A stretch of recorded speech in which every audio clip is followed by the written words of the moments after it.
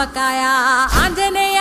కథ మొదలెట్టినాడు చూడారయ్యా శక్తినంతా కూడగట్టి చెట్టు దులిపినాడు అంజయ్య ఎర్ర ఛాయ కోతి అవతార వెంటమాయ కత్తి సేత పట్టకుండా కాయ కోసినాడు కపిలయ్యా